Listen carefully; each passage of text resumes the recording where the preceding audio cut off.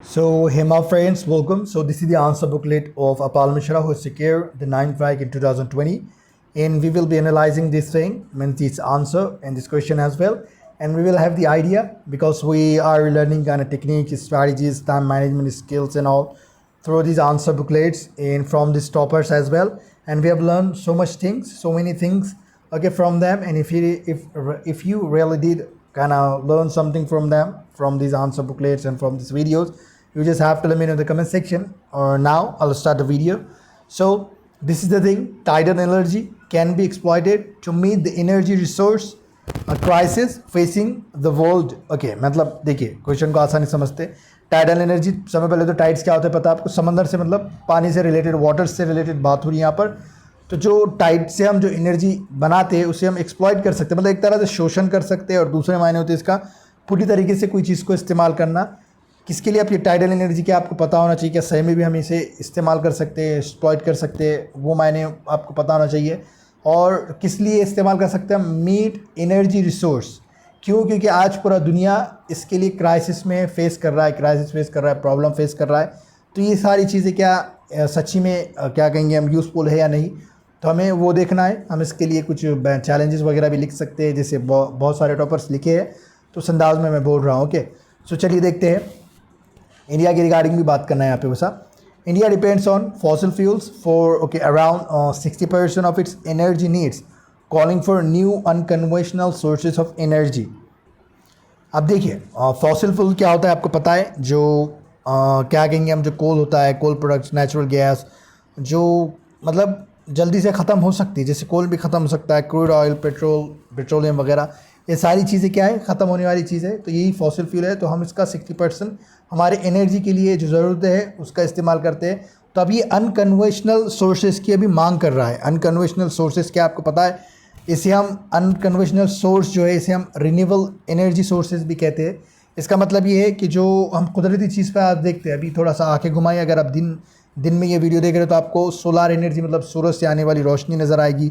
जो हवाएं चल रही है, तेज़ तूफ़ानी हवा चलती है, विंड एनर्जी होता है। एक यहाँ पे टाइडल एनर्जी की बात की गई है, ओशन एनर्जी होता है, जियोथर्मल एनर्जी होता है। ये सारी चीज़ें अनकन्वेंशनल सोर्सेस होते हैं, जो रिन्यूएबल एनर्जी का एक तरह से उसे रिन्यूएबल एनर्जी भी कहते हैं, राइट? उस तरीके से बात कर सकते हैं। मतलब ये रिन्यू होने वाली है ना, मतलब ये लिमिटलेस है, मतलब कितने भी वक्त तक ये चल सकती है, वो बात हो रही है।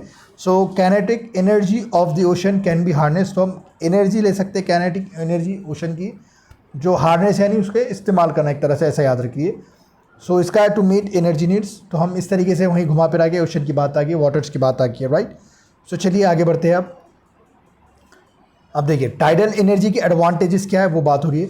ये है renewable unconventional sources of energy.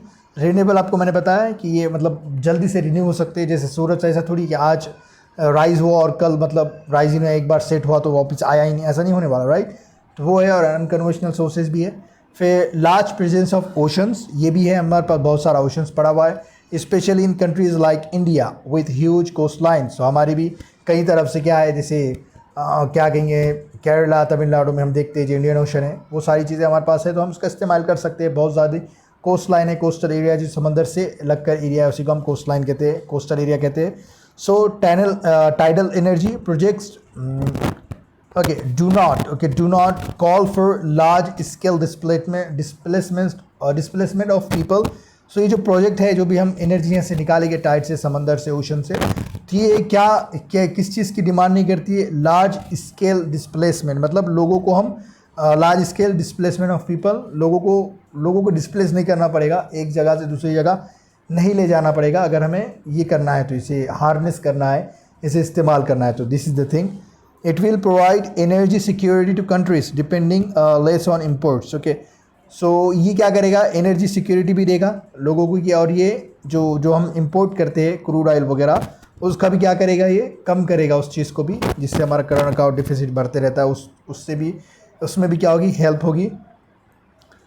फिर देखिए आगे, it will help meet targets like INDG for Paris climate change agreement। अब you have to tell me about the INDG, this is your kind of task here। so ये क्या करेगा? हमें target meet करने के लिए भी मदद करेगा। और पेरिस क्लाइमेट चेंज एग्रीमेंट हुआ था, राइट? उसकी बात हो रही है यहाँ पर। फिर उसके बाद देखते हैं आगे। So this is the thing I would like to talk to you about. Tidal energy presence, okay, right? Presence here, na? Right? You just have to tell me no, or just tell me in the comment section. Locations, okay. Tidal energy, I think presence ही है ये या फिर कुछ और है. Prime location, sorry, oh my god. Like when I make videos, I could not write while recording the videos. Okay, I did read beforehand, but it's still sometime it happens here, so I'm so sorry for that. So tidal energy prime locations. So this is the thing with the star mark here. So these are the prime locations for the tidal energy. So that how we can just make the what do you say the maps. Okay. So concerns, अब देखिए challenges की बात हो रही है यहाँ पे. Very less research and development, तो हमारे पास उतना रिसर्च एंड डेवलपमेंट नहीं है, R&D हमने उतनी कर नहीं रखी है. कैपिटल इंटेंसिव है, पैसा बहुत लगाना पड़ेगा. हार्म टू मरीन इन्वायरमेंट, अब देखिए जहाँ से भी जो चीज़ ले रही है वहाँ के तो ऑर्गेनिज्म को प्रॉब्लम होगा ही, तो यहाँ पे मरीन ऑर्गेनिज्म को प्रॉब्लम होने वाला है, मरीन इन्वायरमेंट को प्रॉब्लम होने वाला है. Commercial okay losses due to corrosion of materials natural disasters. मतलब क्या है, इसका एक कंसर्न ये भी है कि जो commercial losses due to corrosion of material, so जो मटेरियल का डैमेज वगैरह भी हो सकता है उस वजह से, जब समंदर में जा रहे तो होगा ये सारी चीज़ें, और नेचुरल डिज़ास्टर भी आ सकता है. सो वो भी एक कंसर्न है हमारा यहाँ पर, राइट. उस वजह से भी हम इसे सोच नहीं सकते ज़्यादा, ये बात हो रही है. So with UNEP okay emission gap reports stating that emission have increased by 1.5% over past decade. जो रिपोर्ट आई थी यूनेप की वो बताता है कि पिछले कुछ सालों से, मतलब डेकेड यानी 10 साल का एक डेकेड, सो कुछ डेकेड में, कुछ बरस में, बरस बोल सकते हैं, डेकेड में ही ले लेके चले, 10-20 साल, 30 साल, 50 साल, 60 साल, ऐसे में 1.5% क्या हो गया, इंक्रीज़ हो गया है इमिशन में. ओके, जो भी हम व्हीकुलर इमिशंस होता है उसकी बात हो रही है यहाँ पे, industrial waste and all.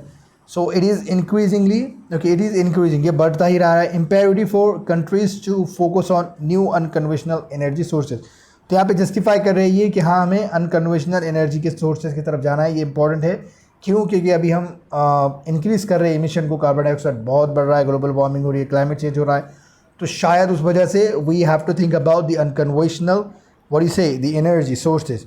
So this is the thing here. This was the question and the answer as well. By whom?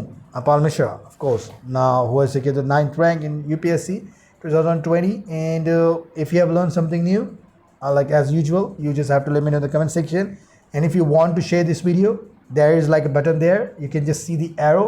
Just click on it, and there will be kind of pop-up window, and you can just like share this thing with anybody, with your friends or your parents or anything that we are watching some invaluable stuff on the YouTube. So that's how you can just like kind of be what do you say, impressive, attractive, right? So this is the thing, okay? And just let me know how did you feel about this video in the comment section, and thanks for being here till this time. And I will meet you in next video, and thanks for watching this video.